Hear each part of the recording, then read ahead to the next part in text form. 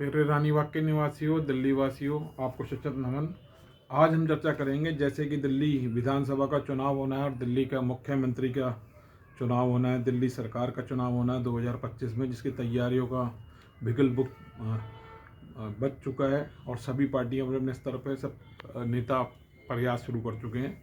MCD ward number 60 और शकूर बस्ती assembly से संबंधित मैं इनमें कुछ मुद्दे रखना चाहता हूँ कि मैं पहले तो चाहता हूं कि सभी राजनीतिक पार्टियों के जो भी अध्यक्ष हैं उनसे हाथ जोड़ के प्रार्थना है, भारतीय जनता पार्टी की कमांड और सुपरविजन, मेरी फिर प्रार्थना है।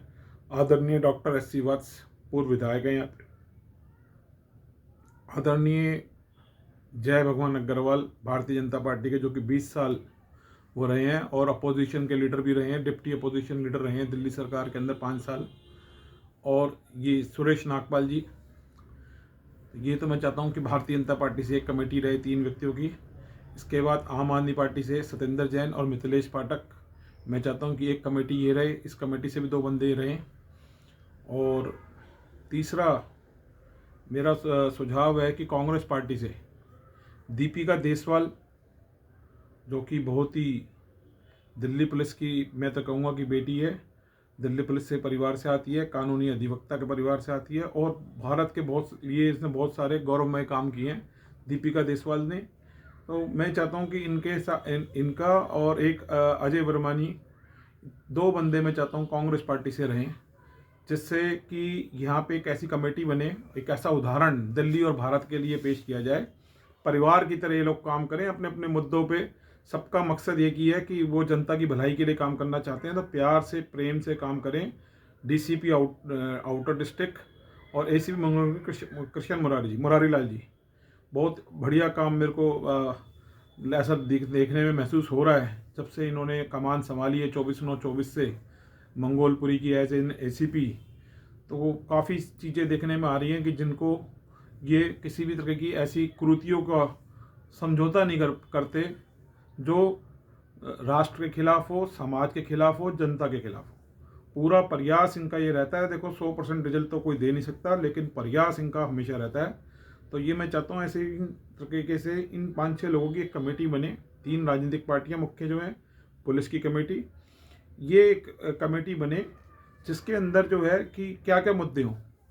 एक तो इस चुनाव के अंदर भ्रष्टाचार मुक्त, अपराध मुक्त, भय मुक्त माहौल पैदा होना चाहिए। दूसरा कि आपराधिक कार्यों में लिप्त, आपराधिक आय करने वाले और आपराधिक व्यय करने वाली स्थितियों को और लोगों का बहिष्कार होना चाहिए, उन पर ध्यान रखना चाहिए।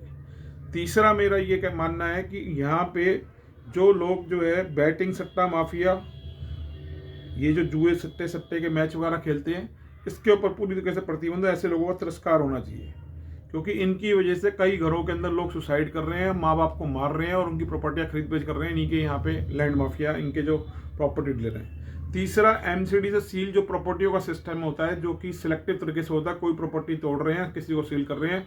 2008 से मेरी प्रॉपर्टी सील है और भारत के कानून के हिसाब से मैं न्यायालय में सब जगह लड़ रहा हूँ, आज तक उसका कुछ भी समाधान नहीं निकल पाया।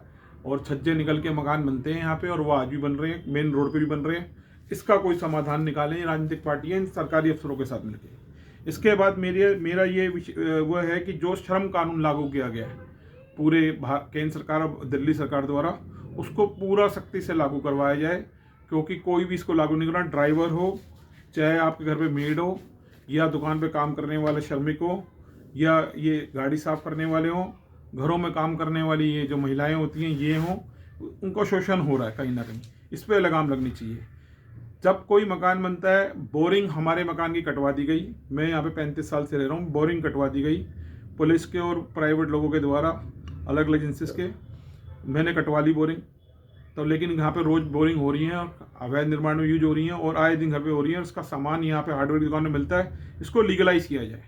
जब तक दिल्ली सरकार पानी देने में अक्षम है 4थी मंजिल तक बिगर पानी के मोटर के, तब तक इस बोरिंग वाली प्रक्रिया को जो है लीगल करा दिया जाए। फिर जो है यहाँ पर बात आती है कि जो एमसीडी 2022 में मुद्दा उठा था कि लेंटर पे लेंटर उगाई का मसला, उसके ऊपर फिर आम आदमी पार्टी भी शांत हो गई, जबकि इनके दिल्ली में 2 बार मेयर आया। और यहाँ रानी बाग में पार्षद हैं ज्योति अग्रवाल जी, उनके हस्बैंड हैं नितिन अग्रवाल जी, वो भी इस चीज़ पे ध्यान दें कि भाई ये जो है सिस्टम बंद होना चाहिए।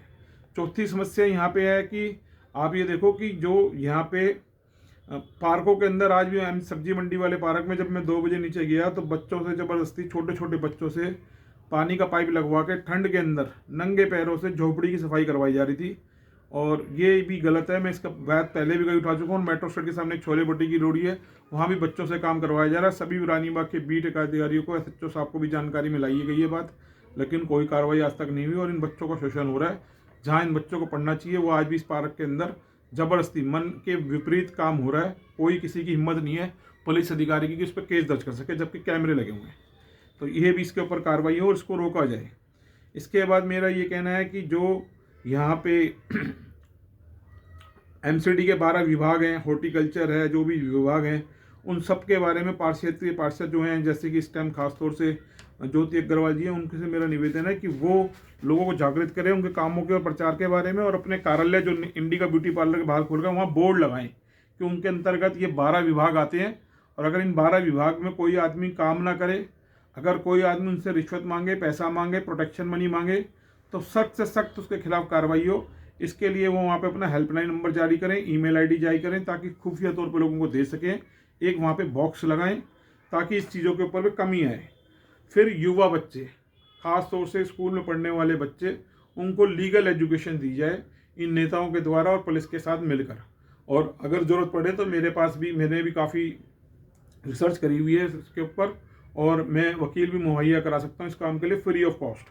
लेकिन उसके लिए अगर पुलिस, रानीबाग थाने के SHO अगर या ACP DCP ऑथराइज़ करें या दिल्ली सरकार, तो मैं ये काम कर सकता हूँ। इसके अलावा क्वालिटी एजुकेशन 10वीं से 11वीं 12वीं बच्चों के लिए, ऐसे बच्चों से जिन लोगों को पूरा अच्छे तरीके से कैरियर काउंसलिंग हो, और इसके लाखों रुपए फीस वसूली जाती है प्राइवेट कोचिंग संस्थानों द्वारा, वो भी मैं फ्री उपलब्ध करा सकता हूँ क्वालिफाइड बच्चों से। तो ये भी अगर वो फैकल्टी से भी करा सकता हूँ, लेकिन उसके लिए ये मैं उनके ऊपर छोड़ता हूँ कि वो कोई, हम किसी नेता के रिश्तेदार तो है नहीं कि भाई कोई नेता की सिफारिश चलेगी और उनके रिश्तेदारों को इन कमेटियों में लिया जाएगा। तो ये अब उनको देखना है कि अगर वो बच्चों का स्वयं हित भला चाहते हैं। और इसके अलावा जो लोग नेता अनपढ़ हैं, जिनको नेताओं को इसका कानून का ज्ञान नहीं है, अनपढ़ हैं, और जो इधर उधर लग्गू चग्गू करके जो ये चमचों के साथ सरकार चला रहे हैं यहाँ रानीबाग में, उनसे भी ये प्रार्थना है कि उनको और उनके परिवार के लोगों को पढ़ाई लिखाई कराई जाए। लाल बिल्डिंग के स्कूल की प्रिंसिपल से बात करके, और जो कोचिंग संस्थान है, नहीं तो हमारे को मौका दिया जाए, पार्कों में हम क्लास लगाएंगे, नेताओं और इनके परिवार वालों को पढ़ाई लिखाई के लिए वो किया जाए प्रोत्साहित, ताकि जनता का भला हो सके। जब इनको जानकारी होती नहीं है, इधर उधर से पूछ पाछ के सरकार चलाते हैं, जोड़ तोड़ करके सरकार में आ जाते हैं, ऐसे लोगों का भी बहिष्कार होना चाहिए।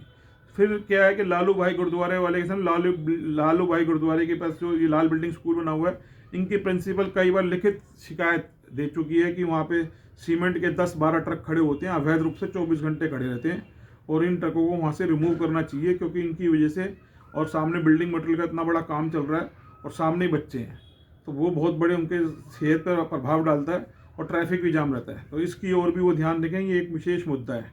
सरकारी ज़मीनों पर कब्जा, इसको भी लेके काफ़ी रोष है रानीबाग के अंदर, इससे भी मुक्ति होनी चाहिए। अवैध पेड़ों की जो कटिंग है उससे मुक्ति चाहिए।